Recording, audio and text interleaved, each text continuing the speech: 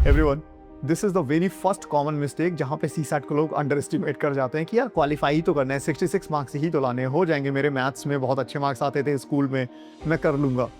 But guys, यहाँ पे आपका पूरा एक अटेम्प्ट वेस्ट हो जाएगा अगर थोड़ा सा भी गड़बड़ होता है कुछ तो। The pattern, I mean the weightage of this topic is increasing year by year by year. Out of that 28 questions, 25 questions like they came only from one topic. So guys, you can say the number system alone is 90% of your CSAT preparation.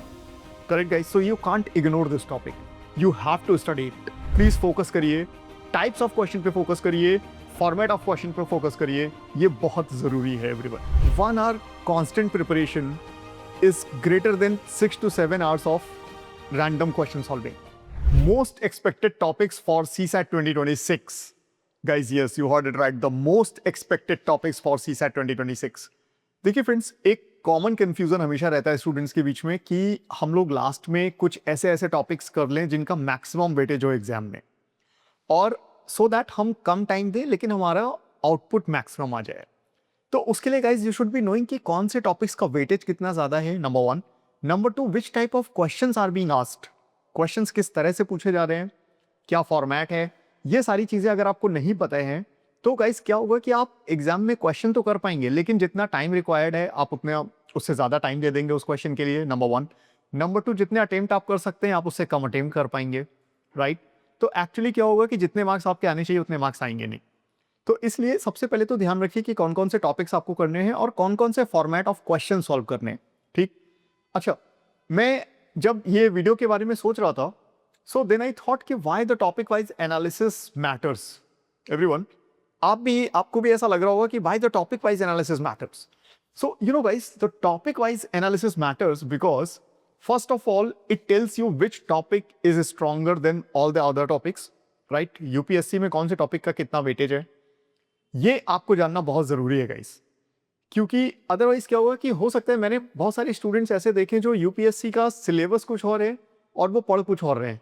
मतलब मैं CSAT की बात कर रहा हूँ, बहुत सारे students को मैंने देखा वो ज्योमेट्री के क्वेश्चन सॉल्व कर रहे होते हैं सीसैट के एग्जाम के लिए, बहुत सारे स्टूडेंट्स अलजेब्रा के क्वेश्चन सॉल्व कर रहे होते हैं सीसैट के एग्जाम्स के लिए, बहुत सारे स्टूडेंट्स जो हैं कुछ फॉर्मूला शीट्स प्रिपेयर कर रहे होते हैं, फॉर्मूलेज याद कर रहे होते हैं।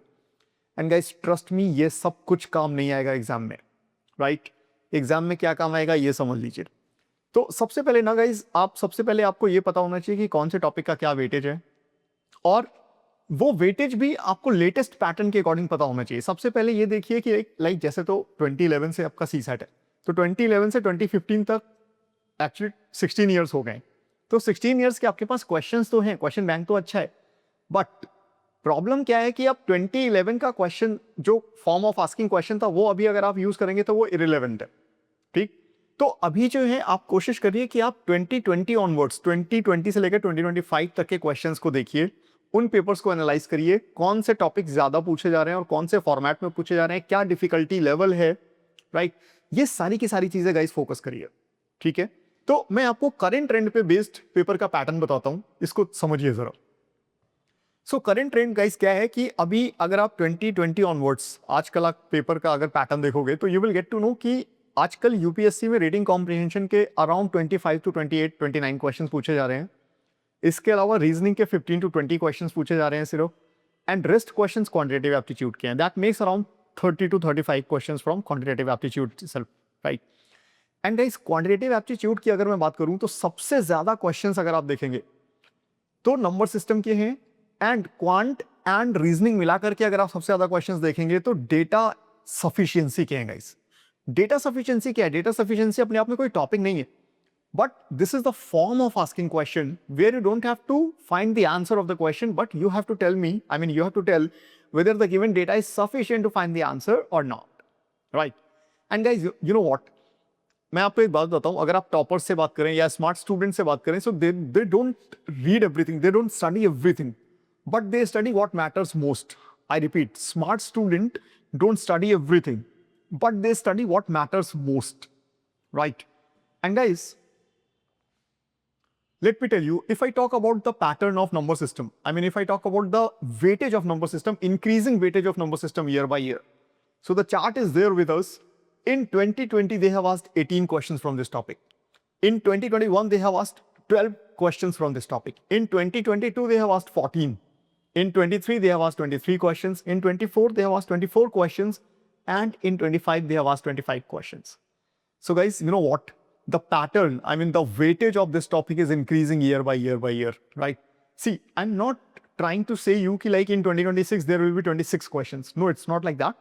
But you may expect around 20 questions from this topic. And guys, you know what? For the selection in UPSC CSAT to qualify the paper actually, you just have to solve 28 questions correct, right?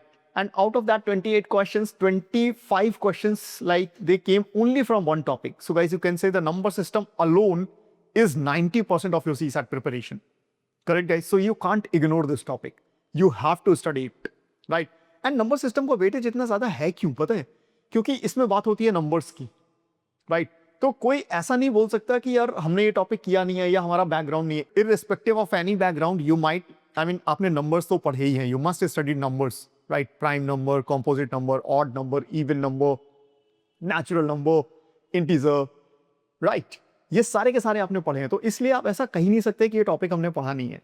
आप किसी भी background से आते हो तो actually UPSC का focus numbers पे ज्यादा है इस समय, और नंबर्स के क्वेश्चंस कुछ ऐसे पूछे जा रहे हैं जैसा कि स्कूल में नहीं कराया जाता है. मतलब आप ये मत समझिए कि ये basic numeracy till class 10th school level पे जैसा आपने पढ़ा होगा उतने से हो जाएगा.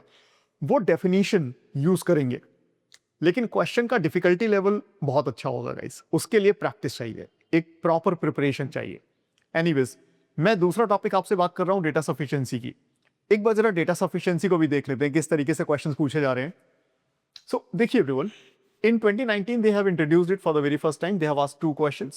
In 2020 they have suddenly asked, I mean they've increased the weightage. They have asked 5 questions. In 21 they have asked 3. 22 they have asked 6. 23 also they have asked 6. But in 2024 they have asked 10 questions from this topic guys, right? And in 2025 they have asked 5 questions. So let me tell you, you may expect around 5 plus, I mean 5 to 6, 7 or 8 questions from this topic. So guys, you know what? Why this topic becomes the crucial? Because the questions of reasoning also and the questions of quantitative aptitude also can be asked in this format. Because this is not a topic in itself. This is actually a form of asking questions. Right, everybody? So please prepare this process, I mean prepare this type well. Right, everyone?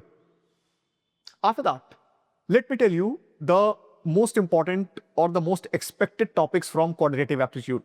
So guys, the first topic is number system. Number system you can't ignore. After that, if I talk about arithmetic, so percentage, ratio proportion, and then time speed distance, then averages, and then pipes and cisterns, and time and work. Right, everybody? So these are the some topics that you have to prepare well, because सारे के सारे questions आपको यहीं से मिलेंगे. ठीक है?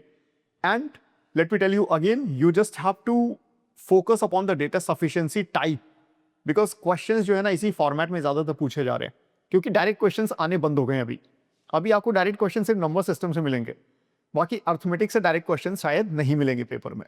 ठीक है? सो गाइस प्लीज फोकस करिए, टाइप्स ऑफ क्वेश्चन पे फोकस करिए, फॉर्मेट ऑफ क्वेश्चन पे फोकस करिए, ये बहुत जरूरी है एवरीवन. ठीक है? अच्छा, इसके बाद देखिए मैं आपको रीजनिंग में भी कुछ बताता हूँ. रीजनिंग में गाइस अगर मैं क्वेश्चंस की बात करता हूँ तो 2025 का पेपर आप उठा करके देखिए. 2025 में number series and missing term से टोटल 5 क्वेश्चंस आए थे. I repeat, number series and missing term से टोटल 5 क्वेश्चंस थे. आपने एक सीरीज का क्वेश्चन देखा होगा A B B B B C C C C something like that, right? आजकल इस टाइप के क्वेश्चंस बहुत आ रहे हैं. And guys let me tell you, ये क्वेश्चन आप देखेंगे और हार्डली 30-40 सेकेंड्स और मैक्सिमम 1 मिनट में ये क्वेश्चन सॉल्व हो जाएगा. तो ये क्वेश्चन सॉल्व जरूर होगा. तो इस क्वेश्चन को प्रिपेयर कर लीजिए, बहुत कम टाइम लगेगा आपको प्रिपेयर करने में, हार्डली 15 to 20 मिनट्स में आप ये टाइप प्रिपेयर कर लोगे. तो 15-20 मिनट की प्रिपरेशन एक क्वेश्चन वहां पे सही करा देगी आपकी. ठीक? अच्छा, सिमिलरली अगर मैं बात करूं कोडिंग डिकोडिंग की, इस बार 2025 का पेपर अगर आप देखेंगे तो कोडिंग डिकोडिंग के गाइस 3 क्वेश्चंस थे, और वो सारे के सारे 3 क्वेश्चंस ऐसे थे, अगर आप वो तीनों क्वेश्चन एक साथ रख के देखेंगे तो हार्डली 1 मिनट में आप वो तीनों क्वेश्चन सॉल्व कर देंगे. ठीक? और कोडिंग डिकोडिंग एक ऐसा टॉपिक है जो आपका स्कूल टाइम से आप पढ़ते चले आ रहे होंगे. तो मुझे लगता है आप हार्डली 15 मिनट्स 20 मिनट्स या आधे घंटे भी अगर आप उसको रिवाइज करते हैं तो आपका 2-3 क्वेश्चन वहां सही हो जाता है. Right? So guys you know what, these are some hacks. कुछ ऐसी चीजें हैं आप पहले पेपर को एनालाइज करिए, पैटर्न देखिए, किस टाइप के क्वेश्चंस आ रहे हैं, क्या वेटेज है, ये सारी चीजें देखिए और समझिए उसको, ठीक है। इसके अलावा number ranking, blood relation, clock calendar, ये सारे के सारे क्वेश्चंस भी इंपॉर्टेंट हैं। लेकिन अगेन डेटा सफिशिएंसी के फॉर्मेट में ये क्वेश्चन पूछे जाएंगे, ये ध्यान रखिएगा, ठीक है। तो इनको करिए जरूर, बट साथ साथ डेटा सफिशिएंसी भी करते रहिए, क्योंकि देखिए डेटा सफिशिएंसी में प्रॉब्लम क्या होती है, बहुत सारे स्टूडेंट्स को डेटा सफिशिएंसी के क्वेश्चंस करने में दिक्कत आती है। और दिक्कत क्या आती है, क्योंकि वो कभी कभी ना क्वेश्चंस निकालने की कोशिश करते हैं। देखिए मैं आपको नेक्स्ट स्लाइड में वो चीज समझाता हूं। होता ये है कि guys, data based topic which is data sufficiency, this is the new favourite of UPSC actually, right. अब इस टॉपिक में प्रॉब्लम क्या हो रही है, आप इसमें 5 to 8 क्वेश्चंस एक्सपेक्ट कर सकते हैं एग्जाम में, ये मैं आपको बता देता हूं, आएंगे ही आएंगे। और ये क्वेश्चंस गाइस इजी हैं, क्योंकि यहां पे आपको क्वेश्चन सॉल्व ही नहीं करना है, ये क्वेश्चन एक्चुअली बहुत जल्दी सॉल्व होते हैं। क्योंकि क्वेश्चन सॉल्व नहीं करना, you just have to tell whether the given data is sufficient to find the answer और नॉट। अच्छा, ये फाइंड करने के लिए आपको क्वेश्चंस की लॉजिकल अंडरस्टैंडिंग होनी बहुत जरूरी है। आप क्वेश्चन देख करके उसको सोच सके कि ये क्वेश्चन कैसे सॉल्व होगा, क्या क्या डेटा की जरूरत पड़ेगी, किस डेटा को कैसे यूज किया जाएगा, ठीक।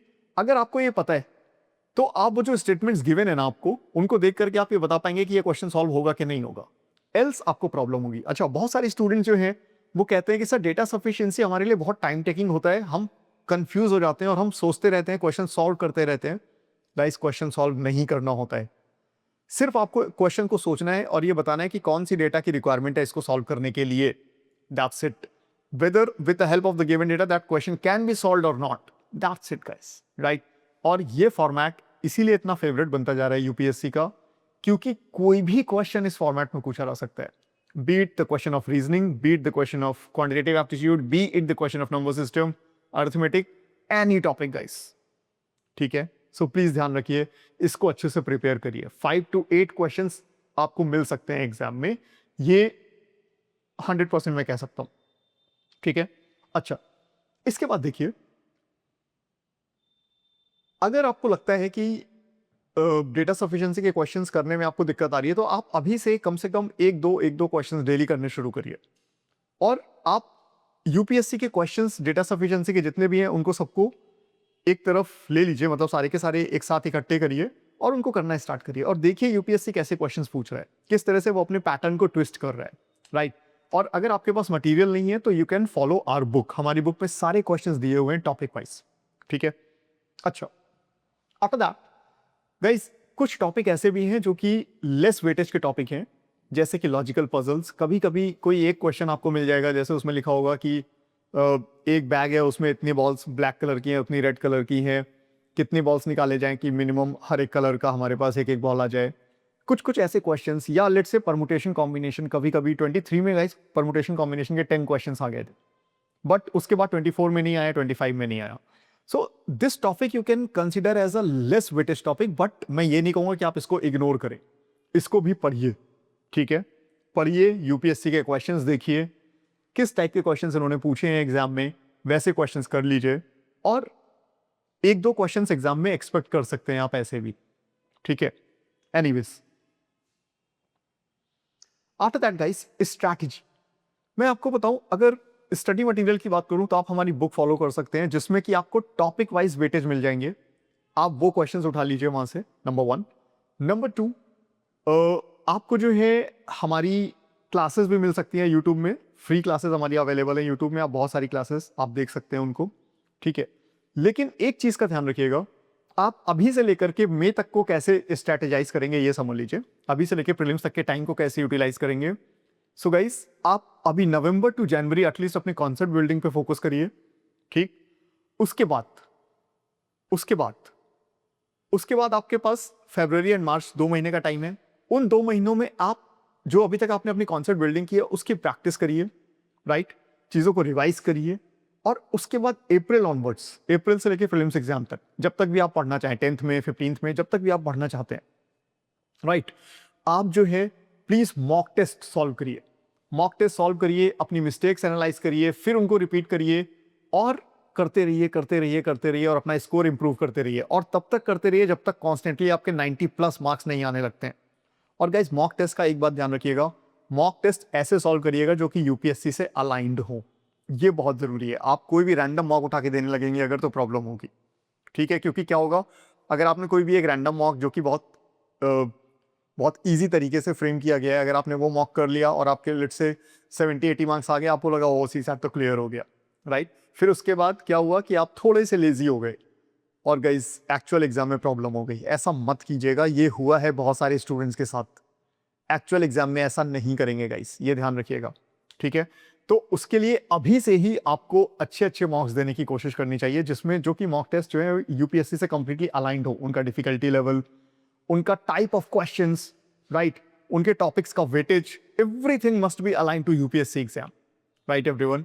ठीक है, चलिए आफ्टर दैट गाइस मैं सोर्सेस की बात कर रहा था, तो दीज आर द सोर्सेस जो हमने ऑलरेडी डिस्कस कर लिया है, ठीक है।